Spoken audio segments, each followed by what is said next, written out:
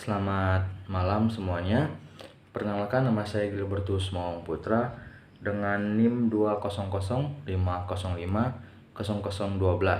Prodi Ilmu Hubungan Internasional. Di sini saya akan mengerjakan UAS dari Ibu Glory Yolanda selaku dosen mata kuliah dari Hukum Internasional. Di sini saya akan mengambil pada pertemuan 15 yang berjudul Hukum Laut Internasional. Saya akan mulai dari kapan sih hukum laut itu dikenal. Yang pertama, hukum laut dikenal semenjak laut itu dimanfaatkan sebagai mata pencaharian, pelayaran, perdagangan, transportasi, dan seperti kehidupan seperti memancing ikan dan lain sebagainya. Kita berpindah kepada zaman Romawi. Kebiasaan Romawi menguasai atas laut tengah Mediterania secara mutlak. Tidak ada yang menentang atau menggugatnya. Pemikiran hukum yang melandasi sikap bangsa Romawi terhadap laut bahwa laut merupakan suatu hak bersama seluruh umat. Yang dimana berarti mereka menyadari bukan mereka saja yang punya laut itu, melainkan milik semuanya. Kita berpindah lagi pada masa abad pertengahan. Runtuhnya kekuasaan Roma dan munculnya negara-negara yang berbatasan langsung dengan Laut Tengah atau Mediterania yang mengklaim sebagai Laut Tengah Mediterania. Contohnya itu negara Valentina, Geo, dan negara Pisa. Klaim-klaim negara pantai untuk keperluan menimbulkan suatu keadaan di mana laut tidak lagi merupakan suatu daerah milik bersama. Lalu muncul konsepsi dari Broadlus dan Batlus dengan penguasaan laut, yaitu pemilikan laut dari pemakaian laut, jurisdiction atau laut, dan wewenang untuk melakukan perlindungan dan setiap kepentingan yang ada di laut tersebut. Kita berpindah lagi pada zaman Portugal dan Spanyol. Tuntutan dari kedua negara ini diakui oleh Paus Alexander ke-11 yang membagi dua wilayah laut di dunia menjadi dua bagian dan disepakati pada tanggal 7 Juni 1494 melalui perjanjian terdualisasi. Batas sebelah barat Mediterania disebut Samudra Atlantik, Teluk Meksiko, dan Samudra Pasifik menjadi milik Spanyol.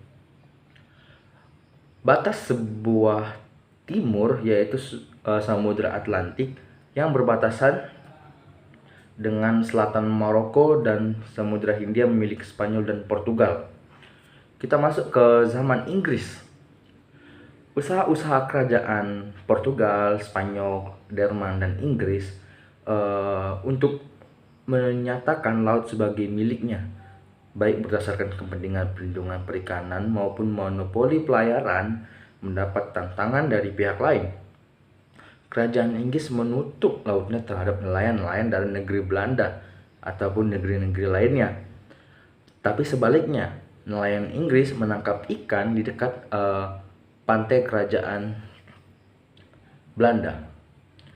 Pada abad ke-20, dalam dekade setelah di 4 kali diadakan usaha untuk memperoleh satu himpunan tentang hukum laut, itu menghasilkan satu. Itu ada